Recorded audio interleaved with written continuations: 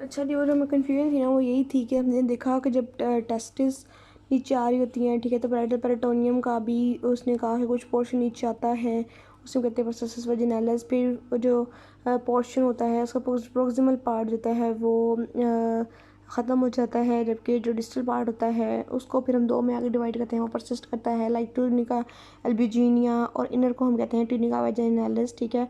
The proximal portion of the processus vaginalis fails to obliterate and then the peritoneal fluid or roofs of the bowel can bulge through it। तो फिर इसे हम कहते हैं during descent है within the spermatic cord होगा, इसे हम कहते हैं जी interacting inguinal hernia या फिर infantile hydrocele। अब फिर आती है जो layer of the peritoneum through which fluid or bowel loops is called the hernial sac। Inguinal hernia can be indirect or indirect। Indirect is the one which with loops of the bowel momentum passes through the persistence of the patent processus vaginalis to the deep inguinal ring, inguinal canal, and then to the superficial inguinal ring। deep पहले में जाएगा फिर inguinal canal में, फिर superficial inguinal ring में to reach in the scrotum। The three types of the inguinal hernia, the hernia is limited to the inguinal canal। अगर वो inguinal canal के level तक होगा तो उसे हम कहेंगे bibonocele। अगर जो है वो processus vaginalis closest above the epididymis and the contents of the sac can be felt separately from the testis, उसे हम कहते हैं फनिकुलर। टेस्टिस के लेवल से पहले पहले जो है वो एपिडिडिमस की तक जो है ही वो ऐसा तो फनिकुलर होगा। अगर जो है बॉटम तक आ जाए स्क्रोटम की तो उसे हम कहते हैं testis lies in the lower part of the hernia, तो हम कहते हैं कंप्लीट हर्निया, ठीक है। बिबोनोसील, फ्यूनिकुलर और कंप्लीट, BFC से भी आप याद रख ले सकते हो, ठीक है। एक ही FC होता है कि बिबोनोसील, फ्यूनिकुलर और कंप्लीट हर्निया हो गया, ठीक है। अब जो डायरेक्ट इंग्वाइनल हर्निया होता है, ठीक है, वो आता है bulges through the inguinal triangle into the inguinal canal and then through the superficial inguinal ring into the scrotum, ठीक है। ये डायरेक्ट जो है वो इंग्वाइनल कैनाल के थ्रू आता है, इसमें कोई स्क्रोटम वाला सीन नहीं होता, ठीक है, कि वो सॉरी स्पर्मेटिक कोड वाला सीन नहीं होता कि वहाँ उसके थ्रू डिसेंट के दौरान आएगा, बल्कि इंग्वाइनल ट्राइंगल से डायरेक्ट आता है, ठीक है। और जो है ना वो इस तरह से इंग्वाइनल कैनाल है, इंग्वाइनल हर्निया जो डायरेक्ट होता है वो इंग्वाइनल ट्राइंगल से डायरेक्ट आता है और आकर स्पर्मेटिक कोड के लेटरली लाई करना शुरू कर देता है, ठीक है। सो द इंग्वाइनल कैनाल ही आता है ये, ठीक है, लेकिन इसमें कोई भी जो है ना वो स्पर्मेटिक कोड का जो है ना सच कोई भी इसकी वो नहीं होती, इन्वॉल्वमेंट नहीं होती, ठीक है। तो अब जो है look carefully at diagram below to distinguish the indirect indirect hernia. तो अगर हम डायग्राम देखें तो जो डायरेक्ट इंग्वाइनल हर्निया है ये ऐसे में एक्वायर्ड कहते हैं, तो ये जो है फेमोर ये डायरेक्ट इंग्वाइनल हर्निया आ रहा है, ठीक है। ये hernial sac parallel to spermatic cord है और जो है ना ये मीडिया, चलो ये हम बाद में करते हैं, ठीक है। जो इंडायरेक्ट इंग्वाइनल हर्निया होता है ये पता है पेटेंसी वर्सेस वजिनालिस आता है, मोस्ट कॉमन है, more common in children and young adults. Hernial sac enters the inguinal canal through deep inguinal ring and lateral to the inferior epigastric vessels and hernial sac lies within the spermatic cord। ये होता है lateral to the inferior epigastric vessels, ठीक है। Like यहाँ पे दिखाया जो herniating bowel है passes lateral to the inferior epigastric vessels to ये inferior epigastric vessels के laterally एंटर हो रहा है to enter into the deep inguinal ring, ठीक है। जबकि यहाँ पर जो है ये है जी इंग्वाइनल ट्राइंगल और जो लूप है वो एंटर होगा medial to the inferior epigastric vessels pushing through the peritoneum and transversal asphyxiating the inguinal triangle to the into the inguinal canal, ठीक है। ये तो फेमोरल आर्टरी फेमोरल वेन है, इंफीरियर एपिगैस्ट्रिक नहीं, इंफीरियर एपिगैस्ट्रिक है, इसकी middle आएगा जो होगा डायरेक्ट, ठीक है। और इन ओल्ड एज होता है ये जो है वो बूढ़े बंदों में होगा, ओल्ड एज में होता है, ठीक है। और with weak abdominal vessels less common, बहुत कम होता है। Hernial sac bulges forward to the posterior wall of the inguinal canal mid to the medial to the inferior epigastric hernial sac turns parallel to the spermatic cord, ये देख लिया। Clinical pictures में आती है the hernia form the swelling in the एक swelling सी महसूस होती है, बंदा क्या कहते हैं मेरी सूजन है विच में be incomplete only by the bulge or may extend into the scrotum। It is often readily visible when the patient stands or is asked to cough। cough reflex से positive होता है। However, as the operation becomes fatter and patients tend to present earlier with symptom or small swelling, the diagnosis may be not so obvious on an inspection of the groin। However, look for the sign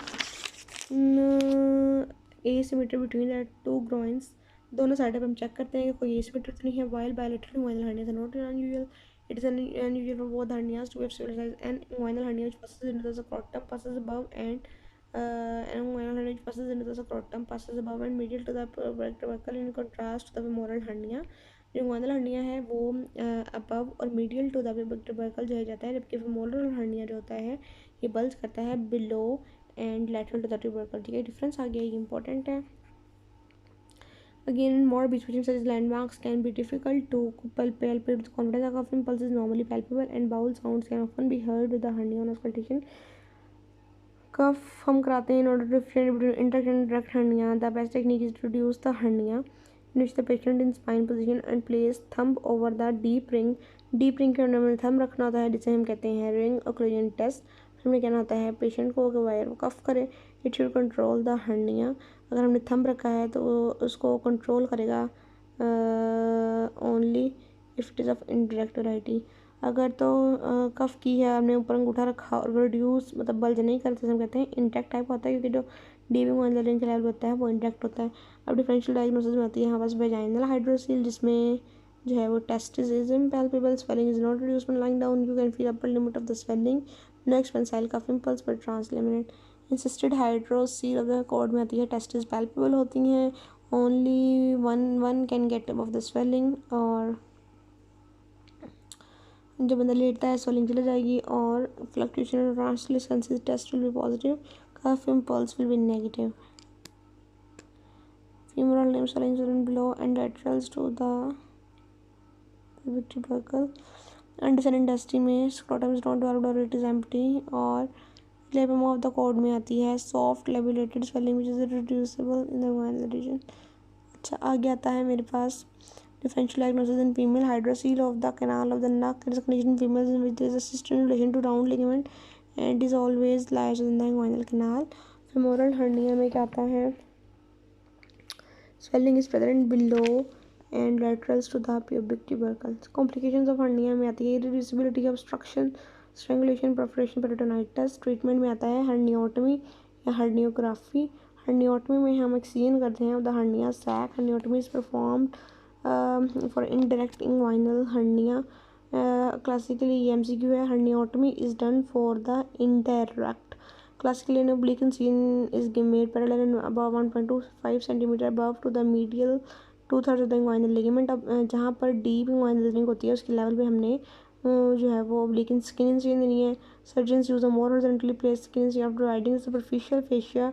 वहाँ पर fascia को काटेंगे, हम इसको secure करेंगे. External oblique aponeurosis और and superficial inguinal ring को हमने आइडेंटिफाई करना होता है. एक्सटर्नल ओब्लिक एपिन्यूरोसिस को हमने एक्सरसाइज करना होता है in the line of its fibres. और फिर जो है वो एक्सटर्नल इंग्वाइनल कनाल जो है वो इंटरनल जो सॉरी इंग्वाइनल कनाल है वो ओपन हो जाएगी. ठीक है, तो डीप के लेवल पे इसलिए देते हैं क्योंकि वो जो होता है इंटरेक्ट हर्निया वो उसके लेवल पे होता है. और एक और बात की जो डीप होती है वो आप लोग रेस्ट करेंगे, मैं कुछ चीज़ देख के. अच्छा जी, फिर हमने सुपरफिशियल फेशिया को डिवाइड किया, हेमोस्टेसिस सिक्योर किया. फिर हमने ये एक्सटर्नल ओब्लिक एपिन्यूरोसिस को भी एक्सरसाइज करना है. सुपरफिशियल इंग्वाइनल रिंग को हमने आइडेंटिफाई करेंगे. उसको आइडेंटिफाई करने के लिए हमें जो है एक्सटर्नल ओब्लिक को काटना पड़ेगा. जो एक्सटर्नल ओब्लिक को एपिन्यूरोसिस को एक्सरसाइज कर लेंगे तो इंग्वाइनल कनाल पूरी की पूरी ओपन हो जाएगी. इंग्वाइनल कनाल को पूरी तरह ओपन करने के बाद जो है हमने कंटेंट्स ऑफ द इंग्वाइनल कनाल को उसको हमने देखना है. और फिर जो सैक होती है इस inside the covering of the code, हम बताएं इंटरेक्ट हर्निया की सैक होती है वो कोड के अंदर होती है और वो लाई करी थी lateral to the inferior epigastric artery. तो कोड को हमने पहले लिफ्ट करना है और off the inguinal canal as shown below, जैसे यहाँ पे दिखाया हुआ लिफ्टिंग ऑफ द कोड. हमने कोड को उठाया और फ्रॉम द इंग्वाइनल कैनाल. ठीक है, अब वो कोड के अंदर होती है. एक्सटर्नल ओब्लिक को हमने एक्सरसाइज के लिए भी नज़र आ रहा है. ठीक है, और जो रिट्रैक्शन ऑफ द टेंडन है ये भी हमें नज़र आ रहा है. ठीक है, ये हमने कोड को उठा के तो हमने उसको क्या किया जी, in the cord the sac of the indirect hernia is inside the covering of the cord and lie lateral. Code को हमने लिफ्ट ऑफ कर दिया, इंग्वाइनल कनाल थोड़ा सा बाहर निकाल लिया. In case of the indirect hernia the sac is separated from the in case of the indirect hernia the sac is separated from the covering of the cord. अब हमने sac को और ये सैक ये हर्निया की जो है वो सैक है और ये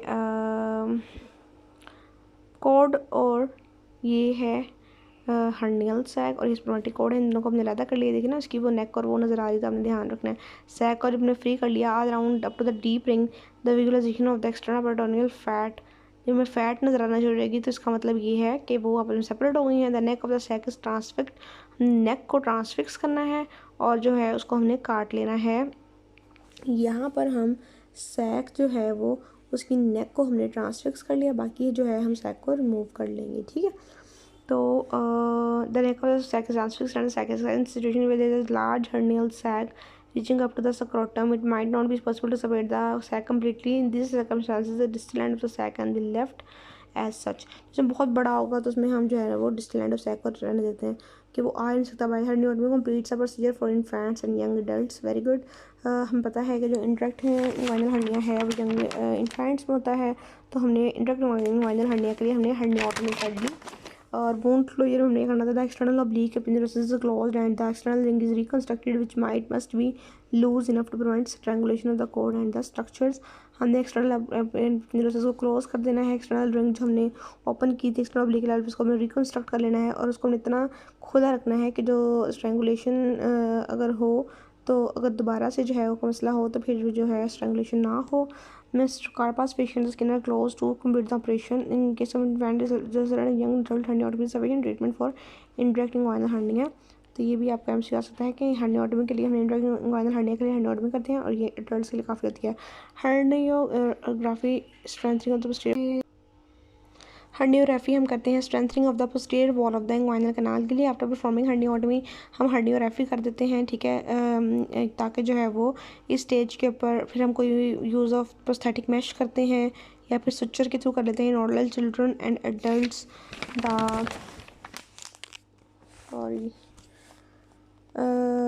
internal ring is usually stretched and widen and therefore after herniotomy जब हम जो है यंग पीपल में करते हैं तो जो इंटरनल रिंग होती है यानी कि डीप रिंग उसको हम स्ट्रेच भी करते हैं, उसको वाइड भी करते हैं ओपन करने के लिए। तो after herniotomy it is necessary to tighten the deep ring जिसे हम कहते हैं लाइटल्स रिपेयर या लिटल्स रिपेयर एंड और strengthen the posterior wall with the mesh जिसे हम कहते हैं हर्नियोग्राफी और hernioplasty to prevent recurrence of the inguinal hernia. Various methods of strengthening the posterior wall of inguinal canal are given below. Little's method is the internal ring is weak and petrulous and the transverse sulcus which is forming the internal ring deep ring is bulging. The internal ring is narrowed by a few interrupted non-absorbable structure. कुछ भी नहीं करना, week है तो हमने जो है वो ये लफाज लिखे हुए अंग्रेज़ी के कि वीक हो गई तो हमने और वहाँ से ट्रांसफर सालिस उससे बना है वो बल्ज कर रहा है, मसल भी बल्ज कर रहा है तो इंटरनल रिंग को हमने कुछ सुचर्स लगा देने हैं। सेकंड पे आते हैं मॉडिफाइड बेजनिस रिपेयर्स में क्या करना था conjoint tendon is sutured with the conjoint tendon जिसमें ट्रांसफर इंटरनल रिंग और ट्रांसफर मसल आ रहा होता है तो हमने इसको सुचर कर देना होता है विद द इंग्वाइनल लिगामेंट। यहाँ पे भी हमने जो है ना वो इंटरप्टेड स्टिचेस लगाने होते हैं, ठीक है। तो ये कॉन्जॉइंट टेंडन आ गया, इंग्वाइनल लिगामेंट आ गया। कॉन्जॉइंट टेंडन को और जो इंग्वाइनल लिगामेंट है उसको पकड़ के स्ट्रक्चर कर देना, ठीक है। इसको कहते हैं मॉडिफाइड बेसन होता है तो बेसिनीज रिपेयर, ठीक है।